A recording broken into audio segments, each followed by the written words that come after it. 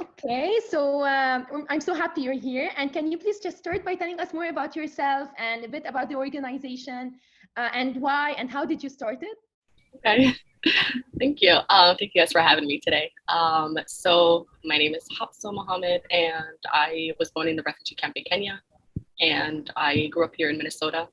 And so like my passion was always, like education, because growing up, in the refugee camp with my grandmother, she always, showed me like, the importance of education and like how she was always like an advocate for education, girls' education. And that really actually played a big part of like why I'm doing what I'm doing today. And I remember back in the refugee camp, like at 3, my grandmother was like the first to invent a like an oven, and it was like how she created those rooftop like stainless, like it's like those stainless steel rooftop things that they use. Yeah, so she used that with she used that to create an oven, and so that women can like continue on their bakery and all of that stuff. Back because like after the Civil War, everybody had to leave everything behind, but these women still had their talents to like bake and like bake those baked cookies on holidays and all that. So we wanted to continue, like she wanted to continue on that tradition. So she was like, we don't have electricity, but there is this possibility that we can make it happen. So she did that, and then also like was more so to like have women give them those liberation, like that they can earn their own income, and that way they're able to go ahead and like educate their kids that money that they earn.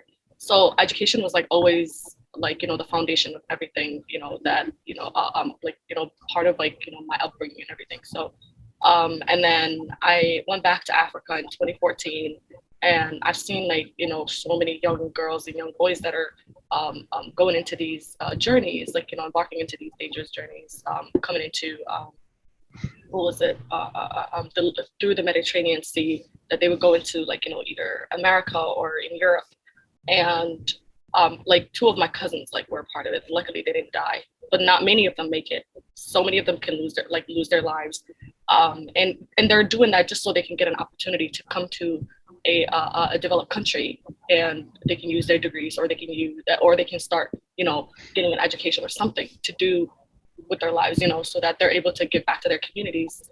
And then the same thing was like keep happening in like 2015, and that's what I decided. I was like, I want to do something about this. And it was 2017, after I graduated. I started like working on this. Like I was working on it for like 2 years, and then when I went back in 2019, I was like, I want to start a company, and I named the company after my grandmother. And it's called Muina International, where I help. At first they were like, oh no, like we're not, and especially it was like right after the whole Trump ban and all of that stuff, and for like, how is it even going to be possible for you to like take Somali refugees to like, America and all of that stuff. So I was like, it is possible because the F1 visa is exempt. I'm like, like we can give it a try, like what can like the only outcome, I mean, like the only thing that can come out is like, you might not get a visa, but at least you tried. But luckily I was successful with it. And then I started like, having like so many other students, like, getting like me recruiting them and them reaching out to me, and like it was amazing and life changing. And even like I remember like one mom that came to me, and her son, like he was 7 years old. I mean, like by that time, like he was very young, and they were living in the refugee camp and all of this. And she was like, oh, he came to her one day and he was like, I want to go to Sudan. She was like, well, I don't have money. And then he waited, like, and they came to her the other day and he was like, okay, what about like, what about the money that, like, how do you find the money that you buy food if you don't have money for me to go to school? And then she decided to just like feed them some corn, like corn and beans, like the basics, that UNHCR stuff, like give them like those food support and stuff like that. And she decided to like put him to school, and she put him to school, and it was amazing. And then he's now one of my students that are coming in next semester. And she came to me, she was like, this is like my story for my child, and when I heard about your program, because that's the other part, a lot of these parents, they don't have money that's just sitting there, or they don't have bank accounts. So what it is like like they just get whatever it is that's available to them, or if they get community support, or if they, so like some of them own land. So what she did was like she sold her land just so she can educate her son. and then she gave that money to her cousin, and then put it in his bank account and stuff like that. So yeah, that's really nice. I'm sure that a lot of students like are looking for such an opportunity to help them grow. And as you mentioned, like education is fundamental, especially when it comes to moving across the social ladder and proving themselves. And how do you usually finance your program? What are the sources of funding? Is it crowdfunding? Is it more about donations? No, actually, we don't receive any donation. We don't do any crowdfunding. More so it's like the individuals. So like the students like pay like a little fee to me. The rest of the stuff is like, like free service that I'm doing for them because I want to give them that opportunity and I want to like make sure that, they, how do I say this? They don't miss out on this opportunity because it was people that didn't owe me anything that came to Africa, gave me those opportunities so my family and I could come to America and get a better life. So I want to do the same in return for them. So. That's so nice. And how many students so far have access to your program or have benefited from that? So far I have 25 students. 25, wow. 30 students, yeah. It's so nice. And they are enrolled in like universities in the US, or it's more about like schools? What age range? Because of so some are here in the US and then the others are like still back home because of the whole pandemic stuff. So they're doing online schooling and then some are in the process of coming. So yeah. And if you would like to say, just mention one thing that's unique about your program, or what like make you think that would be something that makes it special. It's very like the personal connection, the stories. Like I go because I literally dropped everything and then went back home. I came back in June of 2020 because I got kidnapped in Africa. That's why I returned back.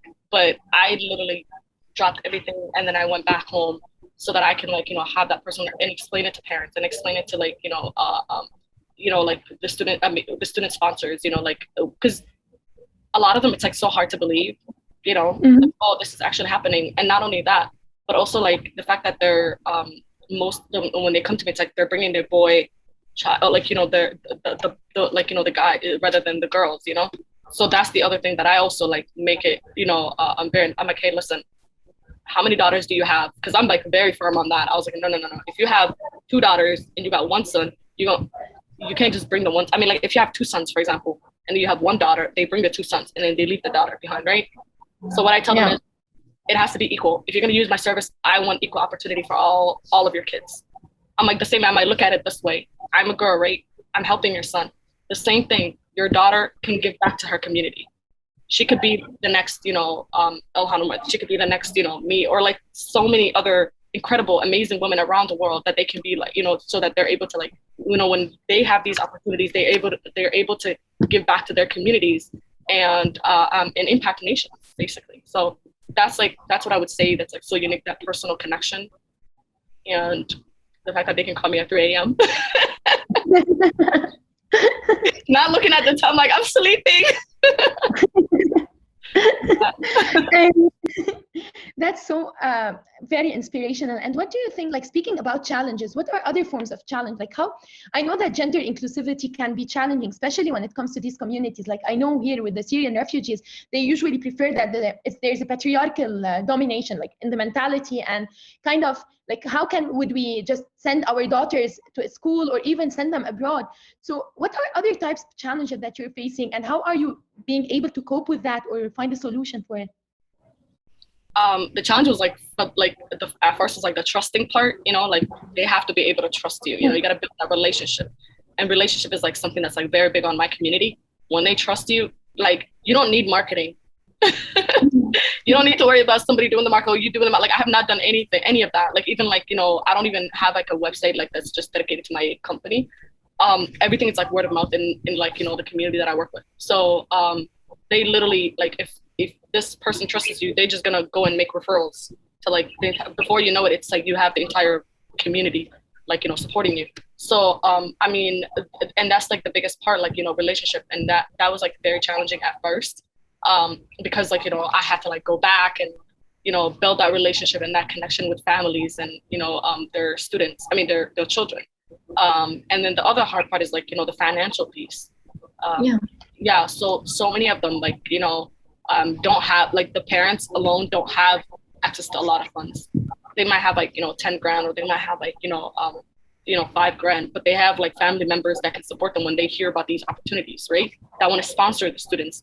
But the hard part is, some of these students, when they go and get their visa, they make it very hard for them. It's like, oh, why are your parents are not sponsoring you and your aunt or uncles are sponsoring you? Not understanding the circumstances or like where these students are actually coming from. That this is like, them coming this far, even coming to like that alone is a success for them, Not many of them even get that opportunity or go to that stage, where they can even dream to have access to higher education.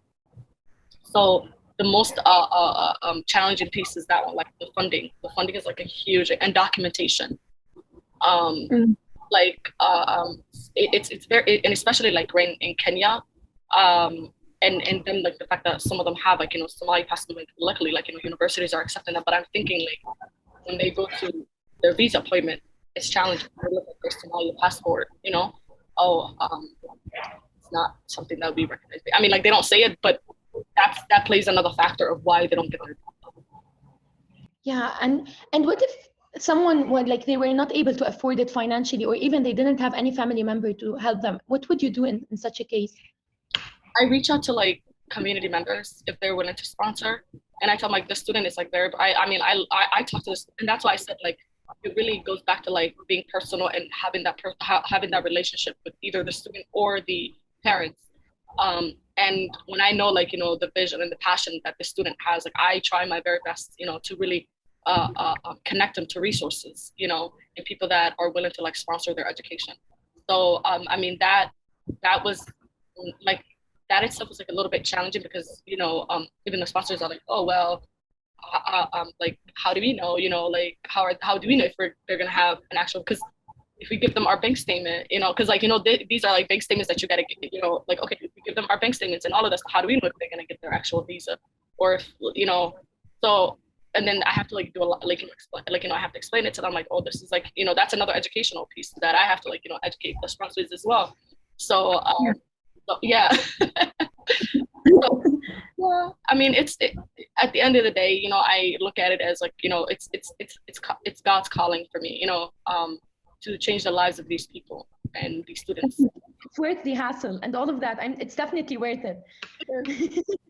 So nice. And what do you think would be what a piece of advice would you give to like other women like you that got opportunities to get educated, and maybe they're wanting to help others but they're not finding the initiative or the idea? So what would be your advice to such like someone planning to have these initiatives or helping others, especially when it comes to education? Right. To really, I mean, you're gonna get a lot of setbacks. You have to know like your why you started this in the first place, and that's what really keeps me from and what keeps me going. I look back on my why am I even here? Why did I even start this to begin with, right? I want to change the lives of these young girls and young men. Like I want to make sure that there's no like that they don't embark into these dangerous journeys anymore. I want to make sure that I want to see a world where every girl is educated, a world where like all women feel like they're liberated, they're able to earn their own income, that they're able to like support communities and all of that stuff. So yeah. That's so nice.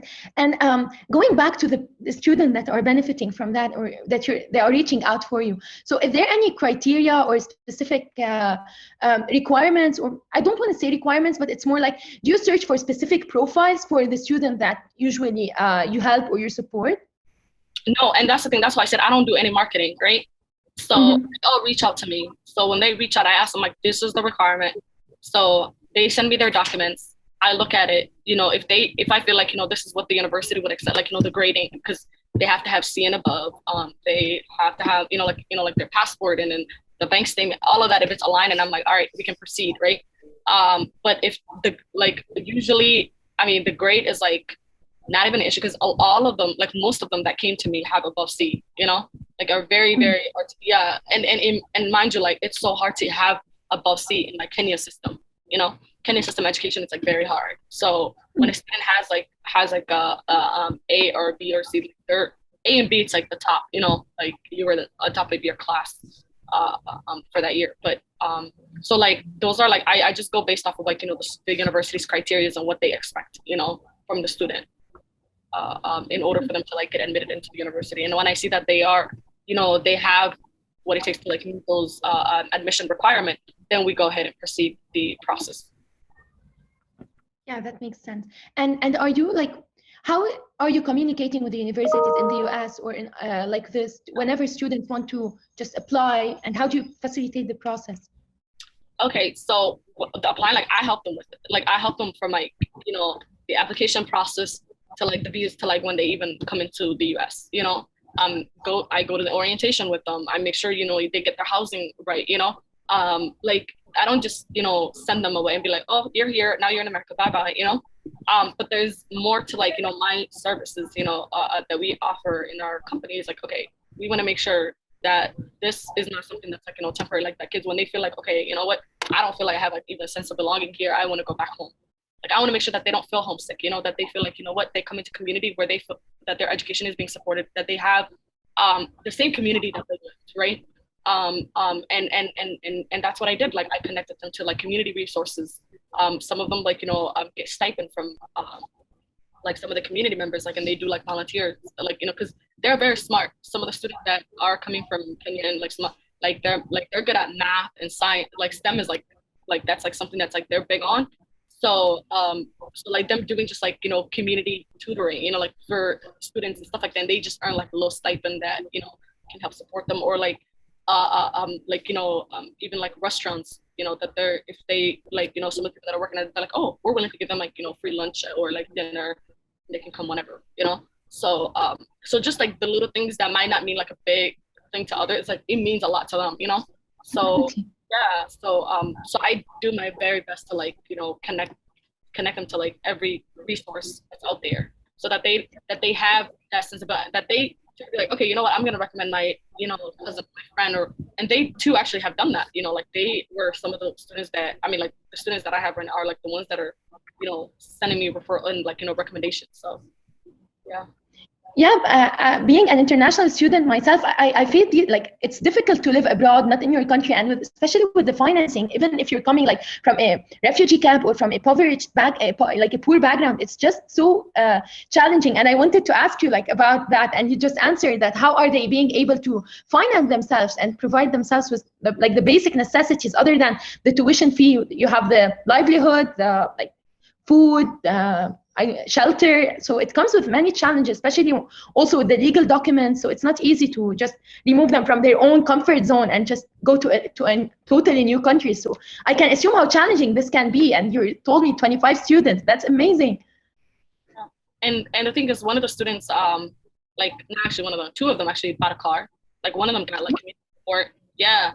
The community like helped them, and they're like, oh, we're gonna get him a car. Like he was like the first to get his license. He was very like, because he used to drive there when he was back home, and he's very young too. I'm like, wow, he's a very young articulate. Yeah, he loves politics. So he like both of them actually have a car now.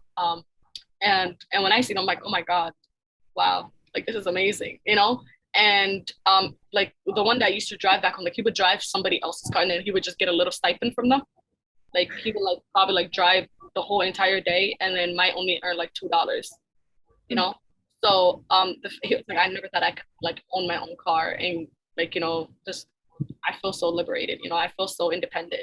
Imagine like guys that are staying. I mean, like if the men is staying. Imagine like how the women, the girls feel when they come here, when they feel like that they're able to like accomplish all these things and can dream beyond their imagination.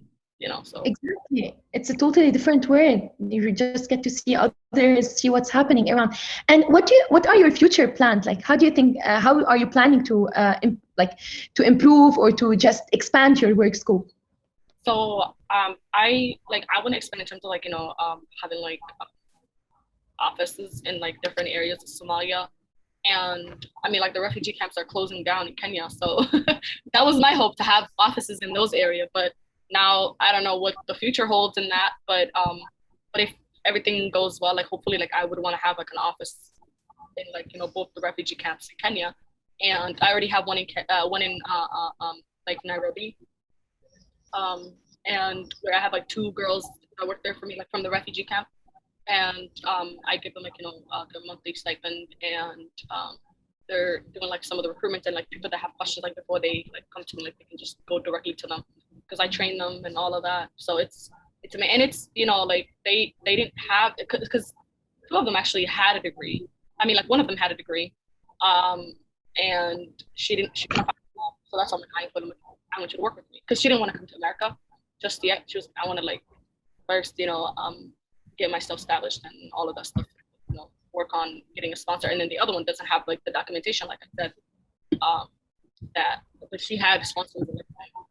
She could get a sponsor, but she just didn't have the right documentation. So yeah, so those 2 girls work for me, and like my hope is to like really expand and continue changing the lives of these young girls. I really hope so. Yeah, that's my. But if I can change one girl's life, like that's, it doesn't have to be like a lot of numbers, but if you like at least change one person's life at a time, like it's magic, it's amazing. So yeah. Now looking at it from the administrative perspective, what calls to action do you have for the members of the US university community? Maybe what would be your, do you think would make your life easier, especially when it comes to admission and the recruitment? Yes, I would say, okay, so like one of the like 2 of the universities that I work with right now have like state tuition, which it's very, very cheap. Like it comes out to like, them paying like $10,000 a year, for their tuition. I mean, you can't find that anywhere else, right?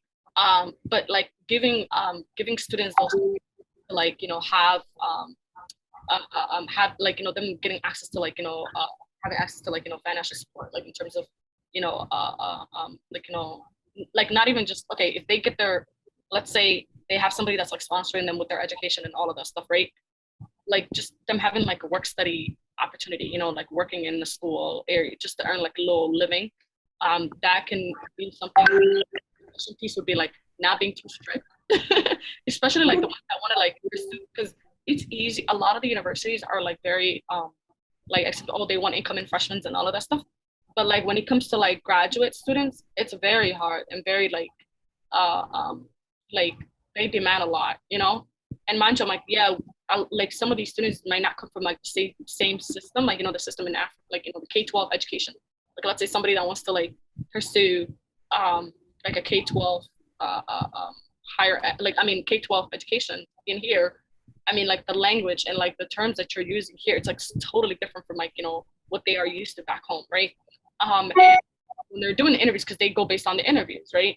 If they're going to be like the right candidate for the program, and it's like, they don't give them a shot, So I would say, like educate yourself more about, some of the other countries' curriculum and like, the kind of education system that they have, so that you at least have like some knowledge of why they're saying what they're saying, or like some of the languages that they're using, so that you're able to like, understand and make a better decision.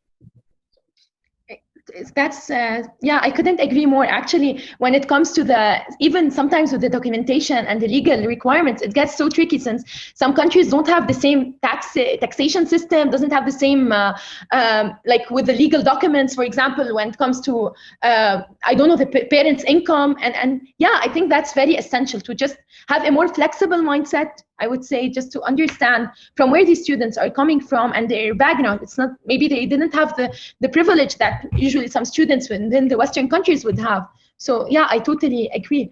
And what is one piece of like your initiative, like an advice or something that you would say from your initiative that other universities can implement, or maybe have a small, maybe coordinate with you, or just have some other form of student representatives in their country of like in their home country? Do you think that would be like something that would help? Absolutely, I 100% agree, because I feel like if university, like that would even make some of the admission counselors, like their job a lot easier when they have like, because I feel like international students, once they come in, they're just completely forgotten, after the orientation, that they're completely, right? And having like them, like, having that connection and having like ambassadors, like, they can call it ambassador, like student ambassadors. Exactly. Like, be in charge. Okay, you're going to be in charge of this cohort of students to get them, familiar with the university and getting them familiar in the community and all of that stuff. Like that would I mean, that would take a lot on my shoulder, and can really even like when students like feel like, okay, you know what, I actually feel like, this university, it's like amazing, amazing, and like I want to stay here. If they feel like, they don't have that sense of belonging, if they feel like, they're not being accommodated, I don't know, like if they just feel like, you know what, like this is not, they might transfer to a different university. And I've seen a lot of students that transferred into our university, like the university that I was going, like that's how like the whole international student thing came into my mind was they would transfer from other schools because they're like, oh, we have like a huge community. Like I'm talking about like some of like the Saudi and Yemen students, and like, us like other students from like, like the Nepalian students, and all of, like they would come to our, like they would transfer to our unit just because they feel like, you know what, they have that sense of, community. We have international nights, where every country is, having their own night, like Saudi night, we'd have Somali night, Saudi night, like we had like African night, we had Nepalian, like, Nepalian night. We had like all of these different countries, like it's like over, like there's like 96 countries, right? The students that are attending in that university are from 96 countries. In that, so like they want to make sure that every student feels like, you know what, I have a community here, and the community is not just like, people like that just, oh, like look like you and all of this stuff, but more so like everybody that just, supporting each other, everybody just showing up for each other, because there was like, oh, even like, let's say like the Muslim Student Association, the Somali Student Association, the Council of African Americans, like it was not just like for those specific students. We would all show up, we were all like, if it's like the Oromo student, like we would go there, like not that I'm Oromo, but I go there to support, they come to our like, Somali Student Association, they're there to support, so just like that whole like interact and just that community alone, like kids feeling like, like students feeling like, oh my God, like this is amazing, this is what, like it's so vibrant, like so diverse, and so like that would make a lot of difference in like if universities start implementing things like that into their universities. Yeah, I'm sorry, we're having electricity problems here in Lebanon. I'm really sorry for that. And before wrapping up, I would like to ask you one last question. And do you have any advice for students from refugee backgrounds who want to attend college or who want to start an initiative like you did? Yes. Don't give up. Because, like I said, like you're gonna receive a lot of setback, and even the people that you're working with alone, like sometimes they're gonna take off on you. They're gonna be like, you know what, this process is taking, like, I mean, how many of the students actually said that to me? They're like, oh my God, like, because remember like the pandemic, like the second group of kids, like they like it was like during the pandemic, so it's like, oh my God, why is this process taking so long? Like, what's going on? I don't want to be doing this anymore, So so like even whether you are the person who's pursuing this or whether you're the person like that's going to start the initiative, make sure you have a lot of patience, make sure you know your why, make sure you don't give up, like go back to like why you started in the first place, right? Whether it's like, okay, you started because you want to like change the lives of students, or you started because you want to change your life, and then this is temporary. Like if you lived all those years, right, and then it's just like 1 year like the process might just take 1 year, just like don't be like, oh my God, I'm gonna give up. Oh my God, like people are giving, like that's what I'm saying. Like don't give up. Know your why. Know why you started in the first place, and just look at the student, be like, hey, it's not, it's just the beginning. So.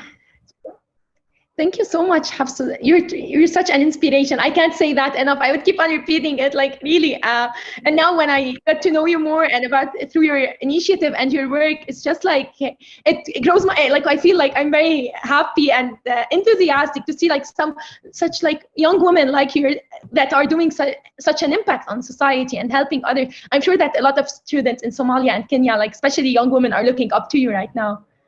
My God, like younger. I mean, I just hope I'm like, I mean, I'm doing what I love, and that's the thing. When you're doing what you love and have the passion for, you're not gonna give up that easily. No matter what setbacks you have, no matter like at the end of the day, you're gonna remember like why you started. You're gonna remember like the impact that you're having, right? And like mind you, like after Mac, everything stopped, But I'm like, I'm not gonna stop. This is my passion. I'm like, this is a bigger calling. and God has a purpose for me. And God, like, you know, the same way that he placed those people into our lives to change our lives, he is doing the same thing for me right now and placing other people, I mean, like placing my life into other people's lives so that I can change their lives, right? Wow. Yes. So yeah. Yes. My goal was anything when they, you know, came in and, you know, gave my family and I the opportunity to come to America, right? So the same thing right now. I feel like, you know, I have to do the same in return, if not more. I really wish you all the best. I don't know, Jane, if you have any other questions. I just like, I'm speechless, honestly. Thank you so much. Thank you. I'm so excited and all the amazing work that you guys are doing as well. And I'm so glad that our cross is that. And yeah, I'm so excited for I'm glad now also that you're part of the SBR community. We're so lucky to have you. I'm so honored to be part of it. So thank you.